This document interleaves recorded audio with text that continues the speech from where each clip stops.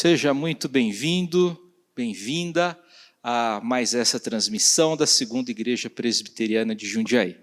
É tempo de adoração, de louvor ao Senhor, o nosso eterno Deus.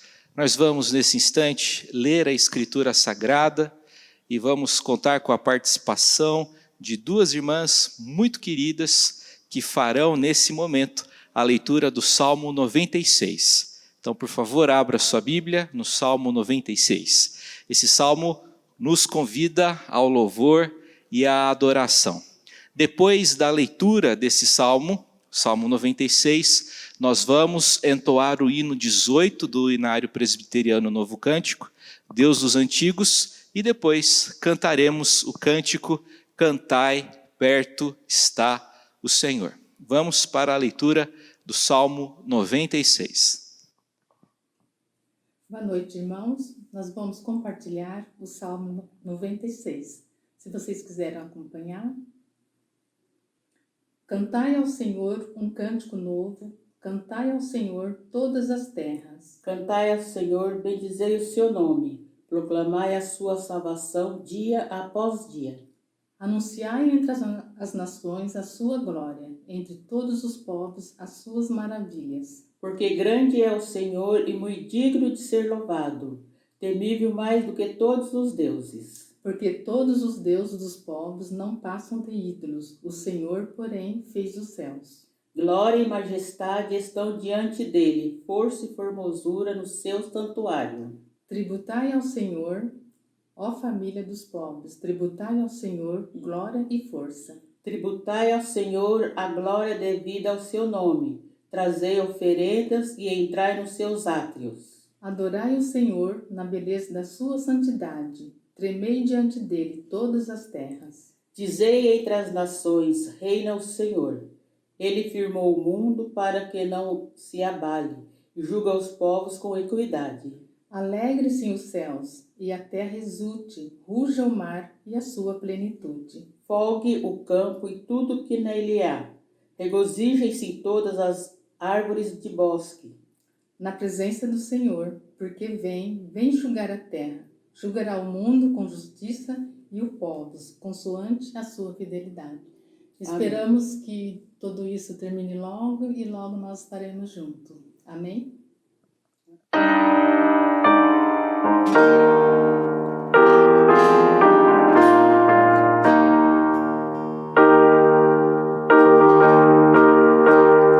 Deus dos antigos, cuja forte mão é de suster os astros na amplidão, ó soberano, excelso Criador, com gratidão cantamos teu louvor.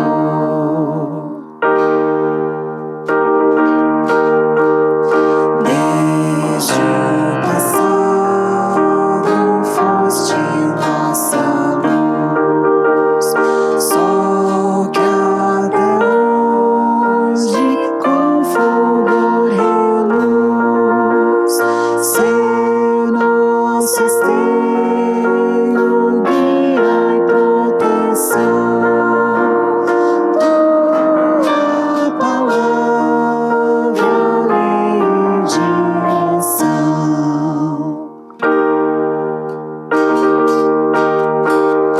Na guerra atroz, do crime assolação, nos tempos maus de um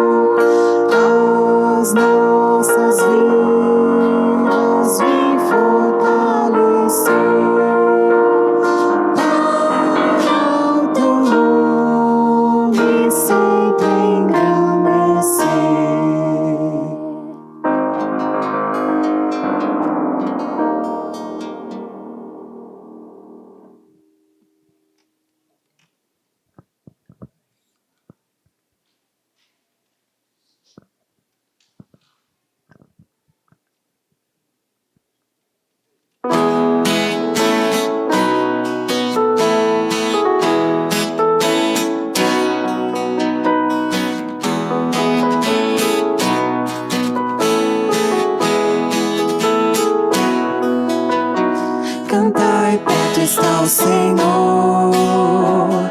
A Ele um templo erguer, com louvor um palácio, com graças um trono, feitos ao Rei dos Reis. Cantai uma canção,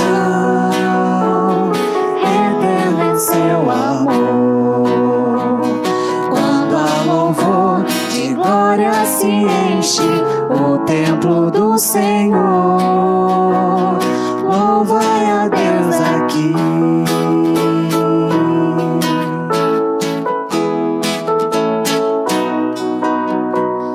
Deus habita em meio aos louvores e canto dos santos. Deus habita em meio aos louvores e canto dos santos. Cantai, perto está o Senhor. A Ele um templo erguer, com louvor um palácio, com graças um trono, feitos ao Rei dos Reis. Cantai uma canção, eterno é seu amor. Quando há louvor de glória se enche o templo do Senhor, louvai a Deus aqui.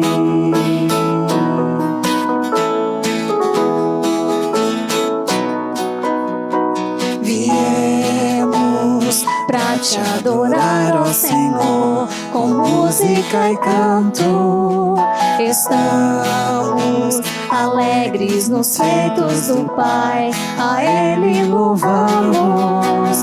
Cantai, perto está o Senhor. A Ele um templo erguer, com louvor um palácio, com graças um trono, feitos ao Rei dos Reis. Cantai uma canção, eterno é seu amor. Quando há louvor de glória se enche o templo do Senhor, louvai a Deus aqui. Louvai a Deus aqui. Louvai a Deus, louvai a Deus, louvai a Deus aqui.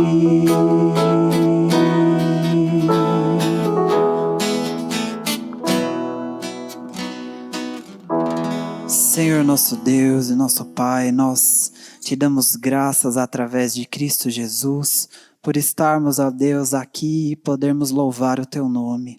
Obrigado, Senhor, porque mesmo pelo meio virtual, o Senhor oportuniza o nosso ajuntamento e nós estamos alegres porque o Senhor tem enchido a nossa vida com a Tua força. Nós sabemos, ó Deus, que a cada passo que nós damos, o Senhor está conosco. O Senhor está ao nosso lado, sustentando a nossa vida e nos guardando. E nós queremos render-te todo o louvor, toda a adoração a qual o Senhor é digno. Que o Senhor continue, ó Deus, a nos abençoar e a falar ao nosso coração. Nós te pedimos isso em nome de Jesus. Amém. Agora é hora de meditarmos na palavra de Deus. Deus se revelou a nós através da Sagrada Escritura. E é razoável que o fiel recorra à Bíblia a fim de receber do próprio Deus instruções para a sua vida. Eu quero meditar com você nessa ocasião a respeito das lições que a gente deve e que a gente pode aprender com o texto de 2 Reis, 4º capítulo, versos 1 a 7. Repito a passagem que servirá para a nossa reflexão nessa ocasião. 2 Reis, 4º capítulo, versos de 1 a 7. Vou fazer a leitura dessa passagem bíblica do Antigo Testamento nesse momento. Certa mulher, das mulheres dos discípulos dos profetas, clamou a Eliseu dizendo: meu marido, teu servo, morreu, e tu sabes que ele temia ao Senhor. É chegado o credor para levar os meus 2 filhos para lhe serem escravos. Eliseu lhe perguntou: que te hei de fazer? Dize-me, que é que tens em casa? Ela respondeu: tua serva não tem nada em casa, senão uma botija de azeite. Então disse ele: vai, pede emprestadas vasilhas a todos os teus vizinhos, vasilhas vazias, não poucas. Então entra e fecha a porta sobre ti e sobre teus filhos, e deita o teu azeite em todas aquelas vasilhas. Põe à parte a que estiver cheia. Partiu, pois, dele e fechou a porta sobre si e sobre seus filhos. Estes lhe chegavam as vasilhas e ela as enchia. Cheia as vasilhas, disse ela a um dos filhos: chega-me aqui mais uma vasilha. Mas ele respondeu: não há mais vasilha nenhuma. E o azeite parou. Então foi ela e fez saber ao homem de Deus. Ele disse: vai, vende o azeite e paga a tua dívida, e tu e teus filhos vivei do resto. Que história mais linda! Essa história envolve crise, problema, porém essa história também envolve obediência e fé. Eu quero conversar com você a respeito dessa passagem nesse momento. Deus dirige a história. Repito, Deus dirige a história. Essa é a certeza do autor ou dos autores dos livros de 1º e 2º Reis. Esses livros apresentam Deus como Senhor da história, como Yahvé, mais de 500 vezes. Nesses livros, Deus é apresentado como aquele que governa soberanamente sobre os reinos dos homens, seja levantando reis, seja destituindo reis. Enfim, a certeza dos autores de 1º e 2º Reis é que Deus controla todos os eventos e todos os fatos. O texto bíblico trata a respeito de um episódio, de um evento ocorrido no meio do ministério profícuo e abençoado do profeta Eliseu, destacado personagem do Antigo Testamento. Nas narrativas de Eliseu, registradas nos livros dos reis, predominam a imagem do milagreiro, do homem que foi instrumento de Deus para a operação de grandes milagres. Os milagres acontecem quase sempre em círculos pequenos, em círculos restritos, com pouca gente. Todavia, ao mesmo tempo, esses eventos possuem desdobramentos e consequências militares, econômicas e políticas. Deus usou Eliseu para abençoar pessoas e, ao mesmo tempo, para abençoar a toda a nação. Que Deus nos use como usou Eliseu, abençoando pessoas e a nação ao mesmo tempo. Que o Senhor faça isso em nós, em nome de Jesus. Depois do grande conflito internacional que resultou na vitória de Israel sobre Moabe, Eliseu retoma os assuntos relacionados ao seminário que ele dirigia. Diferentemente de Elias, Eliseu reuniu em torno de si um grupo de estudantes e de discípulos. Eliseu era o responsável por uma escola de profetas. De acordo com a Escritura, certa mulher compareceu diante do profeta e o informou a respeito do seu deplorável estado. Seu marido era discípulo de Eliseu. Seu marido era um estudante, um seminarista, e ele faleceu. E os 2 filhos do casal estavam prestes a serem tomados para pagamento de dívida. A mulher era viúva e estava prestes a perder os seus 2 filhos. Que situação mais complexa. A lei hebraica permitia um credor tomar um devedor e seus filhos como servos. Esse era o expediente regular da época. Aquela pobre viúva perdeu o marido e agora estava prestes a perder seus 2 filhos. Ela perdeu o marido para a morte e estava prestes a perder os filhos para a servidão. Contudo, Deus é aquele que faz justiça ao órfão e às viúvas, e enviou o profeta para ajudar aquela família. Os eventos ocorridos aqui constituem para nós em oportuna e preciosa lição a respeito de como Deus abençoa as pessoas no meio das dificuldades. Na verdade, esse texto apresenta para nós a didática de Deus na adversidade. Em primeiro lugar, na adversidade, Deus usa o que nós ainda temos. Essa é a primeira lição que eu gostaria de dividir com você. Deus usa aquilo que nós ainda temos.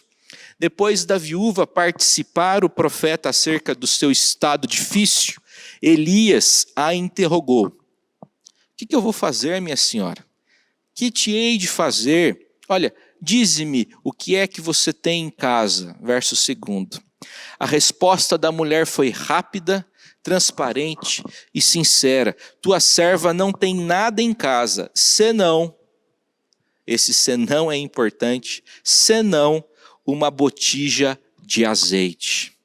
Aquela mulher ainda tinha em casa um pequeno frasco contendo óleo. A lição que aprendemos aqui é que, com frequência, o socorro de Deus começa a fluir com o pouco que nós ainda temos. Deus usa aquilo que nós ainda temos. Isso me faz lembrar aquilo que encontramos no livro do Êxodo, no capítulo 4. O grande Moisés ouviu do próprio Deus a seguinte interrogação: Moisés, o que é que você tem nas suas mãos? Essa foi a pergunta que o Senhor fez para Moisés no Monte Horebe. Antes de responder à pergunta, provavelmente Moisés tenha se lembrado de tudo que ele já teve nas mãos: status, riquezas, posição social privilegiada. Enfim, Moisés também se lembrou que já teve vontade de libertar seu povo que sofria nas mãos dos egípcios, todavia não obteve sucesso, tampouco apoio nessa empreitada. A única coisa que Moisés tinha nas mãos naquele momento era seu cajado. E ele usava aquele cajado para apacentar ovelhas que não eram suas, mas que eram de seu sogro Jetro. Depois desse exercício, Moisés respondeu a Deus o seguinte: o Senhor quer saber o que eu tenho? Eu tenho um cajado. E a história bíblica diz que Deus usou esse cajado, a única possessão de Moisés, o único bem de Moisés naquele momento da sua vocação para o trabalho à frente do povo de Israel. A única coisa que Moisés tinha tornou-se em um valioso instrumento para fazer grandes coisas para a glória de Deus e também para o bem do seu povo. Deus usa o que temos em mãos de forma fantástica. Essa é a primeira lição. A segunda lição que eu quero dividir com você: Deus usa pessoas para ajudar. Deus quer usar pessoas na sua vida. E Deus quer usar você para abençoar outras pessoas. Essa é a didática de Deus na adversidade. Ele coloca pessoas no nosso caminho e também nos coloca no caminho de outras pessoas. Antes do milagre acontecer, aquela mulher precisava, em obediência às orientações do profeta, juntar vasilhas vazias. O profeta a orientou da seguinte forma: minha filha, vai, pede emprestadas vasilhas a todos os teus vizinhos. Repare que o processo do milagre incluiu aquela mulher pedir vasilhas emprestadas para todos os seus vizinhos. Esses vizinhos anônimos, desconhecidos, a gente não sabe o nome deles, foram de fundamental importância no processo do milagre. Esse texto, como muitos outros da Bíblia, sugerem a importância da partilha e do contato entre as pessoas no processo de construção de uma realidade mais feliz e superior. Vejamos alguns outros exemplos das Escrituras nesse sentido. No capítulo 5 de 2 Reis, nós lemos sobre o grande Naamã. Martin Luther King Jr., o grande pregador batista e ativista social do século passado, certa vez afirmou que a conjunção mas geralmente segue afirmações de grandeza. Naamã era o grande comandante da Síria, mas era leproso. E como ele foi curado da sua lepra? Como ele foi curado dessa doença tão terrível naquela época? Através das palavras de uma menina israelita, escrava dele, que intermediou o encontro de Naamã com o Deus de Israel. Aquela menina, não obstante ser retirada da sua casa, não obstante encontrar-se num estado de escravidão, ainda assim foi uma bênção na vida de Naamã. Outro texto bíblico que comprova para nós a importância da partilha e da comunidade e do relacionamento é Lucas capítulo 4. Em Lucas 4 encontramos a narrativa da cura da sogra de Pedro. A sogra de Pedro estava muito enferma, estava com uma febre muito alta, estava prestes a falecer. A Escritura diz que, ao saberem disso, os amigos de Pedro, os colegas de Pedro, os demais discípulos foram a Jesus Cristo e pediram para que Jesus Cristo intervisse naquela situação. Na verdade, os amigos de Pedro fizeram naquela situação, naquele contexto, uma oração de intercessão. A intercessão é aquela modalidade de oração onde se ora por um terceiro, por outrem, não por nós mesmos. A gente não pode orar só por nós. A gente não pode pedir para que Deus nos livre e nos abençoe somente. Não existe ilícito nisso, me entenda bem. Porém, nós não podemos orar apenas por nós, devemos orar por outras pessoas também. Nossa oração não pode ser egoísta. E egoísta não fora a oração daqueles discípulos, pois eles oraram, intercederam pela sogra de Pedro. E a Bíblia diz que aquela mulher foi completamente curada por Jesus.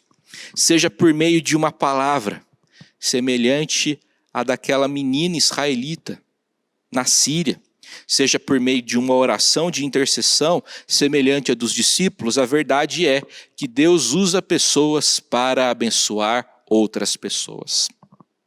Terceiro princípio que eu destaco nessa passagem é que Deus multiplica os nossos próprios recursos.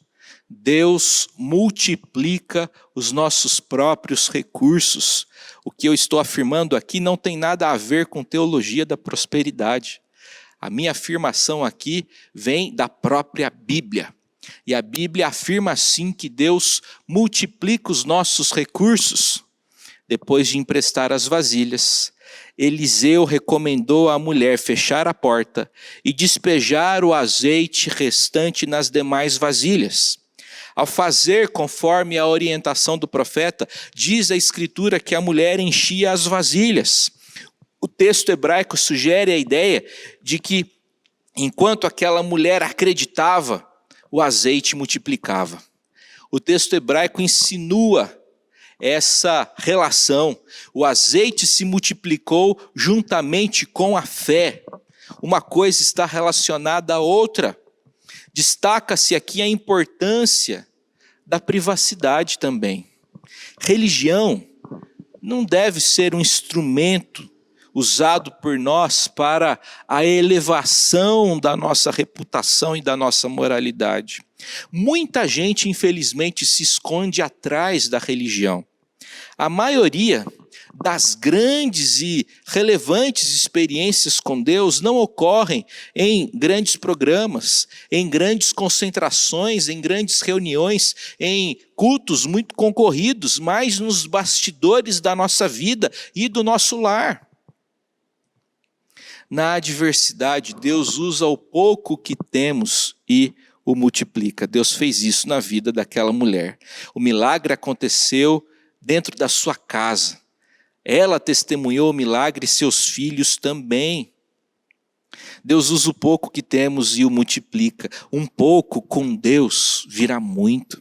Deus multiplica o pouco de força que nós ainda temos, o pouco de esperança que nós ainda temos. Deus multiplica o pouco de alegria que nós ainda temos. Nós estamos vivendo um tempo muito difícil, não é mesmo? É só má notícia. Quantas más notícias? É problema na saúde, é pandemia, é problema político, é problema econômico. E a gente fica abatido, a gente fica deprimido. Parece que a nossa energia é subtraída, parece que o nosso vigor é retirado.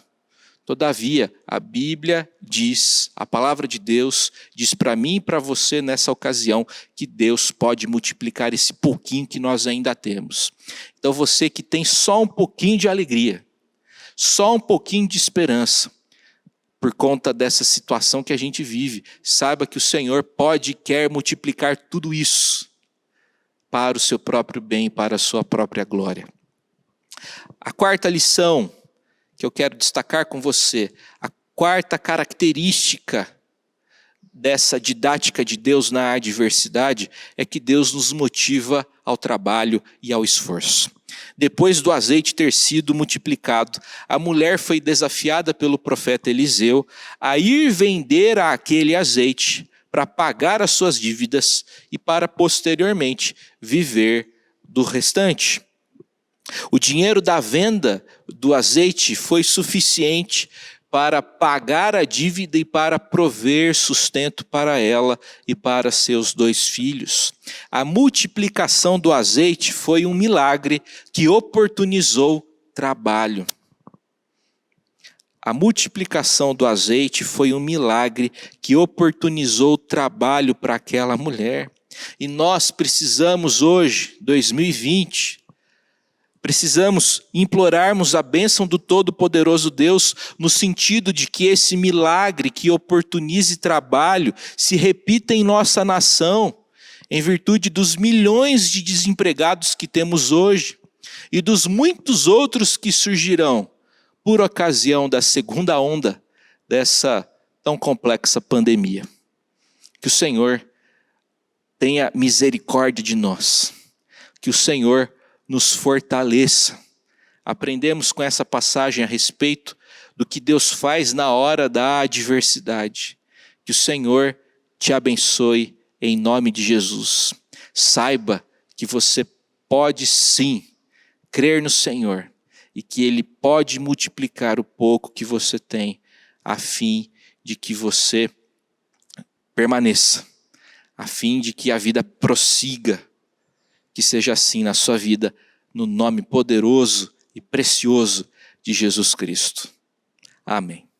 Depois da reflexão bíblica que recebemos, é hora de respondermos à palavra de Deus, demonstrando ao Senhor que nós cremos nele.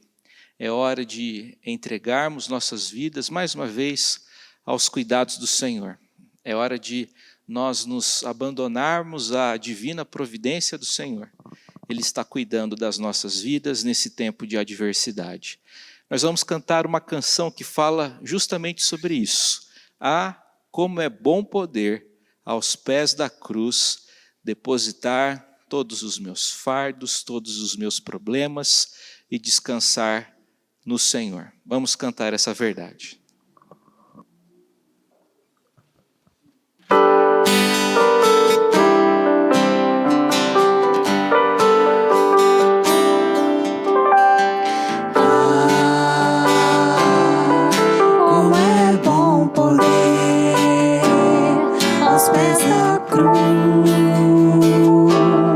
Depositar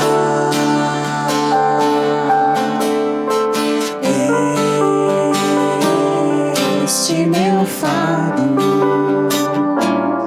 pesado e árduo de carregar, e não ter que andar ansioso de nada senão a Deus tudo levar, grata e súplice oração. E a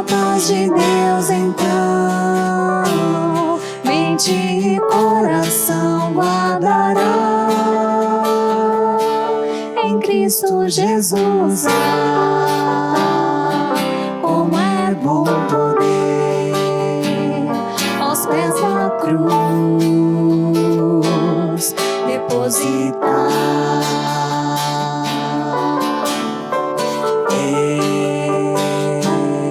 este meu fardo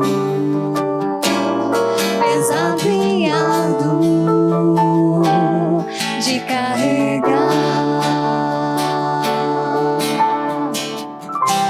e não ter que andar ansioso de nada senão sobre ele lançar cada problema, cada aflição. E a paz de Deus então mente e coração guardará em Cristo Jesus. Ah, como é bom poder, como é bom saber.